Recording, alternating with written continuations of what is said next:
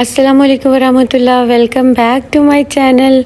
और जनाब ईद बहुत करीब आ चुकी है, तो हमने कहा थोड़ी सी हम ईद की शॉपिंग करते हैं, अपने लिए नहीं लेकिन जो ईद के गिफ्ट्स देने होते हैं ना, वो हमने देने थे कुछ फैमिलीज़ को। तो हमने कहा चलें बास्केट्स बनवाते हैं और उसमें कुछ ड्रेसेस थे वो रखेंगे, बैंगल्स रखेंगे और जनाब उसमें मेहंदी वगैरह रखेंगे, जो ईद की एसेसरीज़ होती हैं। तो चलें हमारे साथ रहें, आपको मैं दिखाती हूँ। और एक बहुत ही मज़े की अपडेट देने लगी हूँ, और वो ये है कि इस दफ़ा सना सफ़ीनाज़ ने ईद पे बहुत ही अच्छी सेल लगाई हुई है। आई एडमायर देयर एफ़र्ट, क्योंकि यूजली सभी ब्रांड के प्राइसेस बहुत हाई हो जाते हैं, लेकिन उन्होंने हर फैब्रिक के ऊपर, चाहे वो लॉन है, विंटर है, अप टू 50% लगाया हुआ है, विच इज़ क्वाइट रीज़नेबल। और अच्छी चीज़ है कि ईद के दिनों में ये चीज़ें आम होनी चाहिए, सेल लगनी चाहिए, ना कि प्राइसेस बहुत ऊपर चली जाएं। तो एक ये मुझे बड़ा उनका काइंड सा जेस्चर लगा। यूजली सना सफ़ीनाज़ की ईद पे सेल नहीं लगती, लेकिन ये फ़र्स्ट टाइम है कि उन्होंने ईद पे जो है वो इंटायर स्टॉक पे अप टू 50% ऑफ़ लगाया हुआ है। इवन उनके जो न्यू आर्टिकल्स आए हुए थे उन पे भी 25% ऑफ आपको मिल रहा था।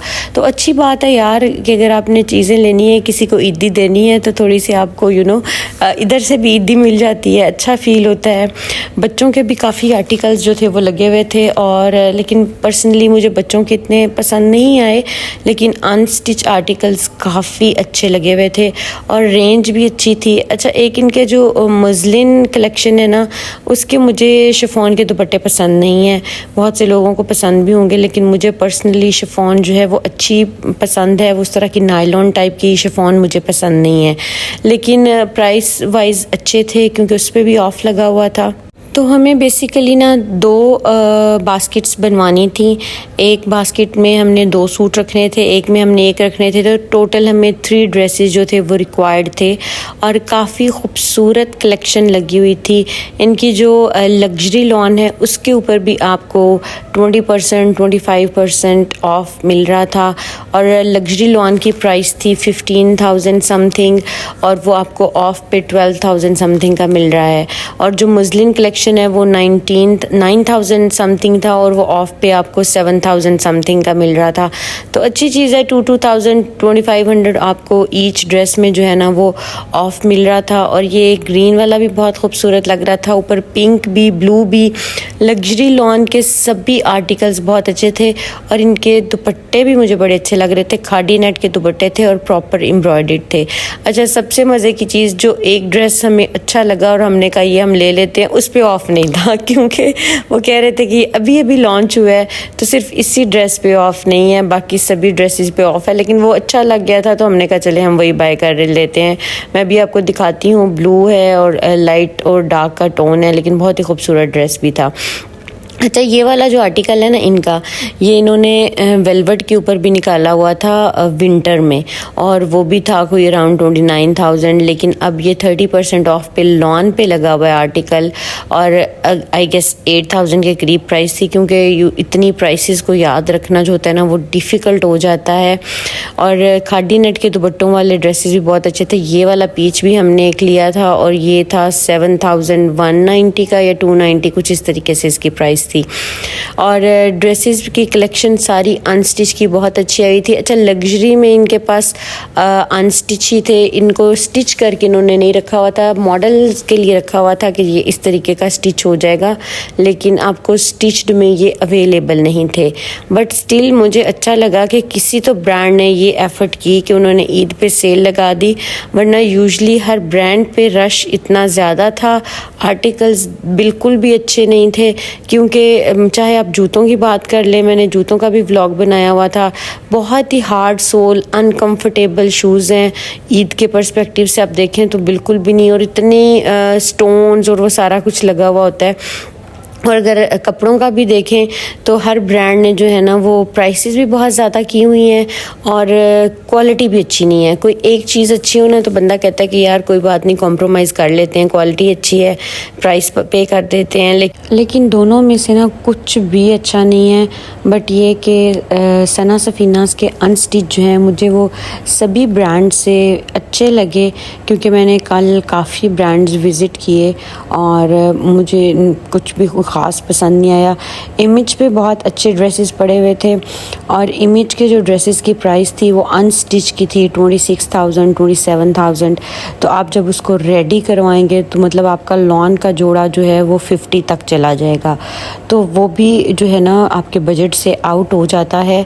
सभी ब्रांड्स ने काफ़ी ज़्यादा एक्सपेंसिव जो है ना वो चीज़ें लगाई हुई हैं, क्योंकि आपने जब अनस्टिच जोड़ा लेना होता है तो उसके ऊपर तकरीबन उतने का मार्जिन भी रखना होता है कि जब आप उसको लाइनिंग लगवाई, क्योंकि चिकनकारी होती है, यूजली डिज़ाइनिंग करवाएंगे आपका प्राइस ऊपर चली जाएगी।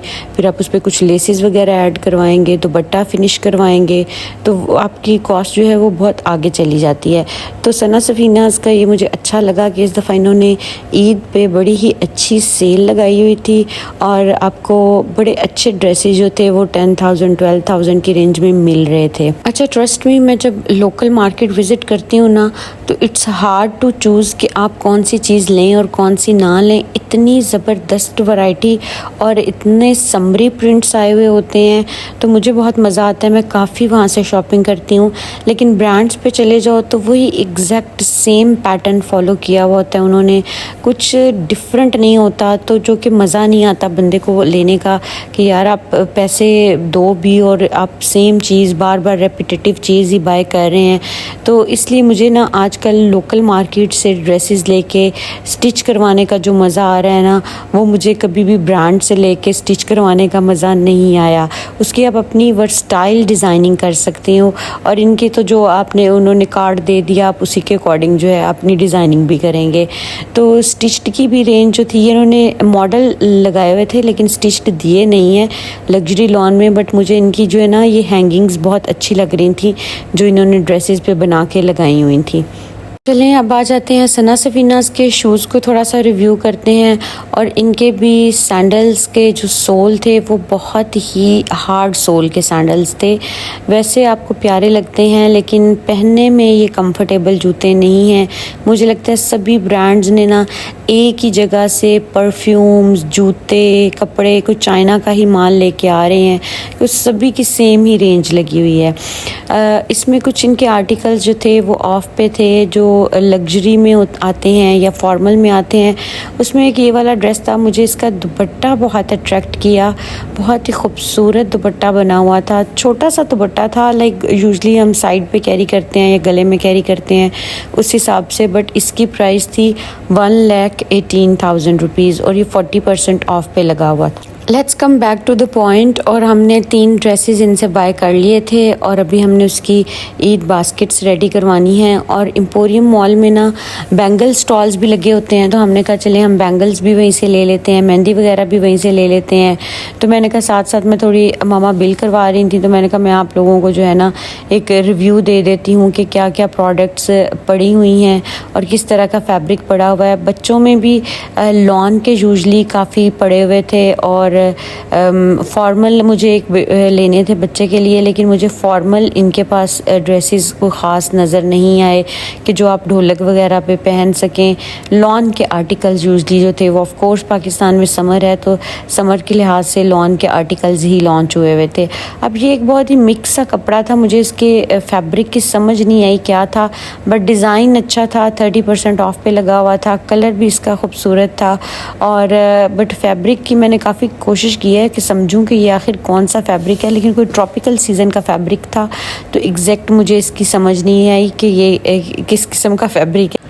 सिल्क की कलेक्शन जो थी वो भी आई हुई थी 2 पीसेस में, और जो मुझे ज़्यादा चीज़ अट्रैक्ट कर रही थी ना वो इन सिल्क के कपड़ों के ऊपर जो हैंगिंग्स लगी हुई थी ना वो बहुत खूबसूरत लग रही थी। तो जी इसके बाद हम बरीज़े पे आ गए, हमें मेन कलेक्शन भी लेनी थी और बरीज़े वालों ने जो थे वो तो उन्होंने कुछ अलहदा ही सीन शुरू किया हुआ था। 17,000 18,000 का वो जो है ना ड्रेस दे रहे थे आदमियों का। बंदा पूछे सादा सा सूट है, इस पर कुछ भी नहीं है, और 17-18 हज़ार रुपये का वो सूट दे रहे थे। तो देन वी डिसाइडेड कि हम पाशा के लेते हैं, क्योंकि पाशा का जो होता है ना वो ज़्यादा फैब्रिक अच्छा होता है। फिर ये एम्पोरियम में ही एक स्टॉल लगा हुआ है बैंगल्स का, तो वहाँ से हमने तीनों ड्रेसेस के साथ बैंगल्स मैच की। बैंगल्स आपको पता है कि मैं देख के क्रेज़ी हो जाती हूँ, मुझे बहुत पसंद है बैंगल्स, और बहुत ही खूबसूरत वैरायटी आई हुई थी बैंगल्स में। अब ये वाला जो बैंगल है ये 950 रुपीज़ पर डज़न ये लोग दे रहे थे, और ये एक इसके अंदर तकरीबन 2 दर्जन से ज़्यादा के करीब थी, तो हमने ये पूरे पैक लिए। इनसे बहुत ही खूबसूरत किस्म की बैंगल्स आई हुई थी। इन लोगों की भी लिबर्टी मार्केट में शॉप है, मैं भी आपको इनका कार्ड शो करती हूँ। लिबर्टी मार्केट भी जाएं तो आप इनसे बैंगल्स बाय कर सकते हैं। और फ़िलहाल ईद तक जो है ना इन्होंने एम्पोरियम मॉल फर्स्ट फ्लोर पे जो है ना अपना स्टॉल लगाया हुआ है, तो वहाँ से जाके आप बैंगल्स ले सकते हैं। बच्चों की भी बड़ों की भी हर तरह की बैंगल्स हैं। सेट्स भी इनके पास बने बनाए आपको मिल जाएंगे अगर आपने किसी को गिफ्ट देना है उसके हिसाब से भी, लेकिन हमने जो है ना वो ड्रेसेस के साथ मैच करके ली थी। और ये वो बैंगल्स हैं जो आप नॉर्मल रूटीन में ढेर सारी बाय कर लिया करते थे, लेकिन अब अगर आपने बैंगल्स लेनी है तो दैट मीन्स कि अगर आपने दोनों हाथों में 2-2 दर्जन चूड़ियाँ पहननी हैं तो इसकी आपकी कॉस्ट होगी अराउंड 5,000 रुपीज़। तो मतलब हर चीज़ को बहुत ज़्यादा जो है ना मुझे लग रहा था कि एक्सपेंसिव हुई है। ऑल्दो ईद के लिहाज से इन चीज़ों को सस्ता होना चाहिए, क्योंकि सभी को शौक़ होता है ईद पे जो है ना बैंगल्स लेने का, बच्चों को बड़ों को, और हम अपने ड्रेसेस के साथ मैच लेते हैं। ये वाले कुछ इन्होंने सेट्स बना के रखे हुए थे, ये 1500 का ये एक सेट दे रहे थे, जिसमें 2 गजरे थे और मिडल में इन्होंने कुछ बैंगल्स की सेटिंग की हुई थी। और उसके अलावा बच्चों की भी अवेलेबल थी, प्लेन भी अवेलेबल थी। काफ़ी ज़्यादा ह्यूज बैंगल्स की कलेक्शन जो है वो एम्पोरियम मॉल में आई हुई है, और देख के मुझे तो पर्सनली वैसे ही बैंगल्स बहुत अट्रैक्ट करती हैं। अच्छा, एक चीज़ जो मैं अपने बचपन की बहुत मिस करती हूँ और वो है ईद कार्ड्स। ईद कार्ड्स की जो एक्साइटमेंट होती थी ना, और जब हम ईद कार्ड्स बाय करने जाते थे तो हम चूज़ कर रहे होते थे अपनी इस फ्रेंड को हम ये ईद कार्ड देंगे, इस कज़न को ये ईद कार्ड देंगे। तो वो वाली मेमोरी जो है ना वो अभी तक मेरे माइंड में है। लेकिन अब ईद कार्ड्स का क्योंकि ट्रेंड तो रहा नहीं है, लोग यूजुअली व्हाट्सएप पे ईद मुबारक कर देते हैं, कोई पढ़ता है कोई पढ़ता भी नहीं है इस के किसी ने क्या लिखा है। लेकिन मैं चाहती हूँ कि वो वाला ट्रेंड जो है वो वापस आए, ईद कार्ड्स वाला, और वो जो एक्साइटमेंट लेवल है पता नहीं वो वापस आ पाता है कि नहीं, क्योंकि आज के बच्चे जो है ना वो इतने डिजिटल हो चुके हैं कि वो उस चीज़ को शायद उस तरीके से फ़ील ही नहीं कर सकते जो हमने बचपन में की हुई है, कि जब ईदी आती थी आपकी किसी कज़न से, आपकी किसी फ्रेंड से ईद कार्ड होता था, साथ में बैंगल्स होती थी, मेहंदी होती थी, और वो क्या एक्साइटमेंट का लेवल होता था ना, वो वाकई में आजकल मैं बहुत मिस करती हूँ। और काफ़ी डेकोर किया हुआ था इन्होंने एम्पोरियम मॉल को भी। अच्छा, ये मैंने कहा मैं आप लोगों को इनका कार्ड और नंबर, कार्ड तो नहीं था, पाउच है और उसके ऊपर नंबर है, ताकि अगर आप लोग इनसे ऑर्डर करना चाहते हैं तो आप कर सकते हैं। लिबर्टी मार्केट में भी इनकी शॉप है, और फ़िलहाल ये एम्पोरियम में स्टॉल लगा हुआ है, लेकिन ह्यूज वैरायटी है। अच्छा, अब मैंने मेहंदी भी ली इनसे, एक कोन मेहंदी जो है वो 250 रुपीज़ की हो चुकी है। तो ये चीज़ भी देखें, वो कोन मेहंदी जो हमारे बचपन में 10, 15, 20 रुपए की थी, फिर मेरे ख्याल से 50 रुपीज़ की लास्ट टाइम तक हम ले रहे थे, लेकिन अब वो 250 की हो चुकी है।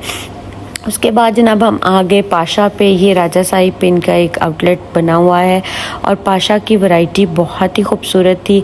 इनके हमेशा से फैब्रिक अच्छा होता है, तो हमने आदमियों वाले भी 2 सूट लेने थे, तो ये मैंने इनके एक प्लैटिनम में लिया था और एक इनका जो था वो कॉटन में, लेकिन बहुत ही खूबसूरत रेंज इनके पास अवेलेबल होती है। अच्छा, इन्होंने भी कहा कि हम एक ड्रेस लॉन्च कर रहे हैं जो कि कल हमारा आएगा, और वो 52,000 रुपीज़ का होगा। तो मैंने कहा होगा तो प्लेन ही ना, उसके ऊपर ना डिज़ाइनिंग हो सकती है ना कुछ हो सकता है। मतलब हमारे कपड़ों में इतनी वैरायटी होती है, आदमियों के वही काले नीले पीले और जनाब और कुछ भी नहीं, और वो सूट 52,000 तक पहुंच चुका है। तो इमेजिन के फिर औरतों के कपड़े तो एक्सपेंसिव होना बनता है, क्योंकि हमारे कपड़ों पे तो डिज़ाइनिंग ही इतनी होती है, इतनी खूबसूरत एम्ब्रॉयडरी होती है, एम्बेलिशमेंट होती है। तो मैंने कहा जी उसमें कोई ख़ास बात क्या होगी, वो 52,000 रुपीज़ का क्यों है। तो उन्होंने मुझे बताया कि जनाब वो एक तो वुडन बॉक्स में आएगा। मैंने कहा अच्छा वुडन बॉक्स का हमें क्या फ़ायदा, दूसरा वो कोई बनाना के पता नहीं उससे बना हुआ है उसका धागा और ऑल दैट, बट मुझे कुछ ख़ास समझ में नहीं आई ये चीज़। फिर हमने 2 ड्रेसेस इनसे बाय किए और अच्छे थे, बहुत ही खूबसूरत सा एक लाइटर शेड में हमने बाय किए थे इनसे। और बास्केट जो है वो मैं इंशाल्लाह कल रेडी करवाऊंगी, सारी चीज़ें बास्केट के अंदर रख के फिर उसको हम रैप करवाएंगे। और ये कल रात का व्लॉग है। मुझे ना अपना एक अर्जेंट काफ्तान थे जो मुझे शिप करने थे और उनको मैंने डाई करवाना था। अच्छा, अब डायर की बात सुन लें कि डायर भी दिल के डॉक्टर बन चुके हैं जनाब। डायर ने मुझे कहा कि ये काफ्तान डाई करने का मैं 6000 लेता हूँ, लेकिन आपसे मैं 4500 लूँगा। मैंने कहा क्या बात होगी, मतलब डाइंग भी इतनी एक्सपेंसिव हो चुकी है, और क्योंकि 3 टोन्स में इसको डाई होना था, और उन्होंने कहा कि हम 1500 जो है वो पर टोन का डाई करते हैं। इसको मैंने पीकॉक स्टाइल में डिज़ाइन करवाना था, तो मैंने नीचे का जो इसका थी बॉटम वो ब्लू करनी थी, मिडल जो है वो जिंक और ब्लू मिक्स करना था, और उसके ऊपर वाला जो है वो मुझे जिंक शेड चाहिए था। तो 3 टोन डाई करने का जनाब वो इतना चार्ज कर रहे हैं। तो मतलब कि ईद के ऊपर सभी ने ना अपने सारे औजार जो है, मैं कहती हूँ छुरियाँ कांटे फुल तेज़ किए हुए थे, क्योंकि चाहिए भी है लोगों को, काम भी चाहिए, मुझे भी अर्जेंट चाहिए था। तो फिर मैंने कहा चलें अब और क्या हो सकता है, मुझे और मेरे पास कोई और ऑप्शन नहीं है, तो आप इसको डाई करके दें। बट डाई बहुत अच्छा हुआ था। मैं भी आपको इस काफ्तान की लुक भी दिखाती हूँ। ये मैंने रात को तकरीबन 11 बजे डाई करवाया और 2 या 3 बजे के करीब जो है वो रेडी हो चुका था। तो बहुत ही खूबसूरत ये काफ्तान रेडी हुआ था। मैं इसकी आपको लुक दिखाती हूँ। एक और मैंने लिबर्टी मार्केट से फैब्रिक जो है वो बाय किया था, और एक और मैंने फैब्रिक जो फेदर्स वाला है वो भी लिबर्टी मार्केट से बाय किया था। 3 मेरे काफ्तान रेडी होने थे, रातों रात रेडी होके सुबह मैं इनको शिप भी कर चुकी हूँ। तो ये जनाब ये बहुत ही प्यारा लग रहा था रेडी होके काफ्तान। इस तरह से मैंने इसके स्लीव्स में एक कट भी डलवाया था फॉर अ चेंज, और क्योंकि दूसरे में कट नहीं था तो मैंने कहा इसके बाजू में थोड़ा सा कट डाल दें। और ये फेदर्स वाला एक काफ्तान है, ये भी बहुत ही खूबसूरत लग रहा था। ये फैब्रिक भी मैंने लिबर्टी मार्केट से बाय किया था। अब जब आप चीज़ों को रेडी करवाते हैं ना, तो रेडी करवाने पे आपके ड्रेसेस ज़्यादा की कॉस्ट हो जाती है। अल्हम्दुलिल्लाह ड्रेसेस बहुत सारे रेडी हो रहे हैं। मुझे वीडियो बनाने का टाइम नहीं मिल रहा, आपको दिखाने का टाइम नहीं मिल रहा। और ये भी इतना ब्यूटीफुल मेरा एक आर्टिकल रेडी हुआ है, ये स्टिच होगा, मैं आप लोगों से ज़रूर शेयर करूँगी। ये अभी आया था तो मैंने कहा मैं आप लोगों को इसका ओवरव्यू दे दूँ। तो चलें जी, मुझे दुआओं में याद रखें। इंशाल्लाह मिलेंगे नेक्स्ट वीडियो में, तब तक के लिए अल्लाह हाफिज़।